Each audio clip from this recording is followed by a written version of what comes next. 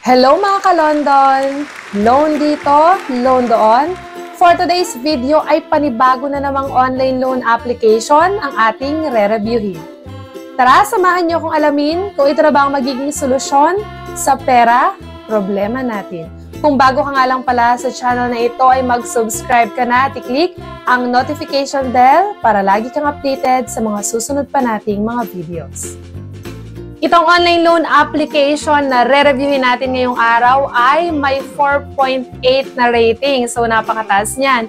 At within 3 to 5 minutes lang daw ay marireceive mo na sa GCash yung amount na niloan mo. Pwede kang mag-loan dito basta ikaw ay 18 years old and above. At ito pa ang maganda, zero daw ang kanyang service fee. Talaga namang napakaganda ng ipinapakita sa kanyang ads nitong Ola na ito. Pero syempre, alam naman natin na napakarami nang nagsulputan at naglabas ng mga bagong online loan application na hindi legit. Kaya tingnan natin kung itong online loan application na ba na ito ang makatutulong sa inyo sa oras ng kagipitan. Kaya naman kung ikaw talaga ay naghahanap or balak mag-loan, tamang ginagawa mo na nanonood ka muna ng ganitong klase ng review para at least kung hindi ito legit, ay hindi na masayang oras mo sa pag-apply at hindi mo na maibigay ang iyong personal information. At kung desidido ka nang mag-loan ay siguraduhin mo lang na ilimit sa 3 hanggang 5 contacts ang nasa phone book mo para at least kung mag-message yung mga agent ng Ola ay hindi lahat masenda ng messages yung nasa phone book mo. Ang online loan application na re-reviewin natin ngayong araw ay ang TechCash. Kapag daw nag-loan ka dito ng 15,000, ang loan term mo is up to 91 days or 3 months. And sabi ko nga, zero daw ang service fee at ang kanyang interest rate ay 0.03%. Kung totoo yan is napakababa talaga nito. At ang repayment amount mo lang daw dun sa 15,000 ay 15,819 pesos. At kung ikaw naman daw ay maglo-loan ng 30,000 pesos, ang loan term daw is up to 180 days. So, yun naman ay up to 6 months. At ang kanyang service fee is 0 pa din. At ang interest rate is 0.03% pa din daw. At ang babayaran mo lang is 31,620. Napakababa naman ng interest rate nito at zero daw ang service fee. Gaano kaya katotoo itong mga pinapakita nilang ito? Yan ang alamin natin ngayon sa ating review. At dahil ang ganda nga ng ipinapakita nito, so wag na nating patagalin pa at i-check na agad natin kung legit pa talaga ito. So after ko ma-download yung application is ito yung kanyang homepage. At kung makikita nga dito is ang amount or yung pwede daw nating i-loan na amount is 15,000 pesos. Ang loan term niya is up to 180 days. At dito sa interest rate, medyo tumaas na ng konti. Dito sa homepage, ang nakalagay is up to 0.06%. Pero kung totoo ito, is sobrang baba pa rin ito. So, apply na agad tayo. And syempre, kagaya ng ibang OLA, ibang online loan application, kailangan natin mag-register. Ilagay natin ang ating phone number para makapag-send sila ng verification code. At after nga niyan is lalabas na ito yung mga dapat nating sagutan sa pag-apply. Kasama dyan ang authentication, personal information, job information, contact information, at yung bank card info or yung kung saan mo marireceive yung iyong niloan. So, unahin na dyan yung authentication. At ito nga yung mga ID na pwede dito sa Ola na ito. Pwede ang UMID, driver's license, postal ID, PRC, Pag-ibig, SSS, at marami pang iba. So, pili ka lang dyan ng ID na meron ka. At dito nga pala sa Ola na ito, ay hindi mo na kailangang mag-selfie kasama yung ID mo. So, dati kasi yung mga loan application na na-try na natin at napag-loan na natin is nangangailangan ng selfie kasama yung ID. Yung mga lumalabas ngayon na bagong online loan application, napansin ko na hindi na kailangan ng selfie with ID. And sa job information naman, syempre hindi mawawala dyan ang company name, company address, at dun sa profession, pwede dito ang student, unemployed, housewife, At marami pang iba. So, pili lang kayo dyan. Kahit student, kahit unemployed ka, pwede dito sa online loan application na ito. Pero, kahit nakalagay dito unemployed ka, is lalagyan mo pa rin yung sa work experience, monthly income, salary type, salary day, tapos yung iyong job type.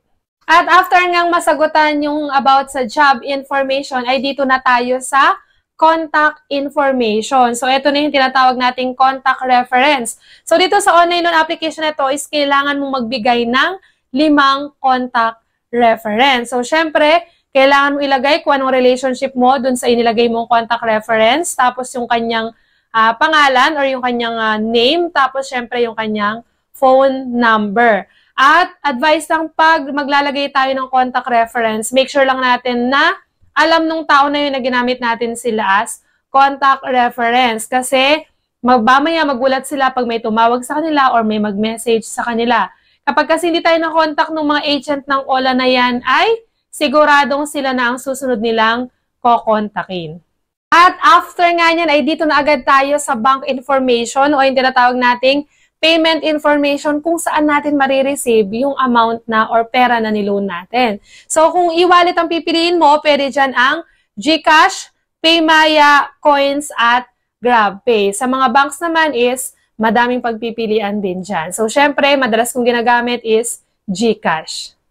At dumako na nga tayo sa pinakahihintay nating part. Ito na yung kung magkano ba yung ibinigay sa akin na credit limit or loan amount. So, dito sa online loan application na ito is na-approve tayo binigyan tayo ng credit limit na 3,000 pesos. So, ang tanong natin ngayon is kung buo ko bang makukuha yung 3,000 pesos, kung totoo ba yung sinasabi nila na zero ang service fee at napakababa ng interest rate. At ito pa, kung totoo ba talaga na mahaba yung loan term. So, dito nga is fake news, hindi natin makukuha ng buo or hindi ko makukuha ng buo yung niloan ko na 3,000 pesos. So, ang makukuha ko lang is 1,860 pesos doon sa 3,000 na niloan natin. So, saan kaya mapupunta yung napakalaking nabawas doon sa 3,000 pesos? So, meron ditong processing fee na 950 pesos. So, kaya pala walang service fee.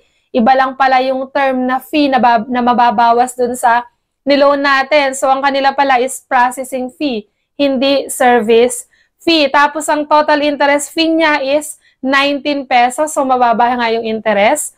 And yung, meron pa siyang risk control service fee na 171 pesos. Kaya, ang total na lang natin na makukuha is 1,860 pesos. At, hindi nga rin po totoo na 3 to 6 months ang loan term dito sa OLA na ito dahil 7 days lang is kailangan mo nang bayaran yung amount na niloan mo. Pero legit naman yung mababa yung interest. Yun nga lang, babawiin niya rin naman doon sa kanyang processing fee na napaka-taas. So, syempre, hindi na naman recommended itong online loan application na ito dahil napakataas nung amount na mababawas dun sa niloan mo. At upon checking dun sa mga reviews, maraming mga reviews dito sa online loan application na ito na hindi maganda ang kanilang naging experience. Kadalasan daw, wala pa man sa due date or 2 days pa lang before ng due date is makaka-receive ka na ng mga messages at mga harassments. So, kung kanina, sinabi ko sa inyo, di ba, 4.8 ang ratings nito. So, wag tayo basta-basta magpapaniwala sa mga nakikita nating ratings dahil kadalasan yung mga ratings na yan ay gawa-gawa lang or yung mismo mga nagtatrabaho lang din dyan sa OLA na yan ang naglalagay para tumaas lang yung ratings or magpapalagay sila ng ratings sa mga mag-a-apply ng mataas na ratings at sasabihin sa kanila na mas mataas ang chance ang ma-approve ang loan nila pag nagbigay sila ng mataas na ratings. Kaya naman talaga, mas mainam na nanonood ka muna ng ganitong mga review para at least makasiguro ka muna na legit talaga yung OLA na balak mong pagloanan. Pero syempre, kahit sinabi kong hindi ko nire-recommend itong online loan application na ito, ay sa huli, sa inyo pa rin ang desisyon kung itutuloy nyo pa ba talaga ang paglo-loan dito o hindi. Dahil hindi ko nga alam kung ano bang sitwasyon nyo ngayon, bakit kayo nangangailangan ng pera, at kung kailangan talaga ninyong mag-loan. So, ang desisyon ay iwanan ko pa rin sa inyo kung itutuloy nyo pa rin yung paglo-loan sa online loan application na ito. At dito na nga muna natatapos ang review natin ngayong araw. Hanggang sa muli mga ka-London! Bye-bye!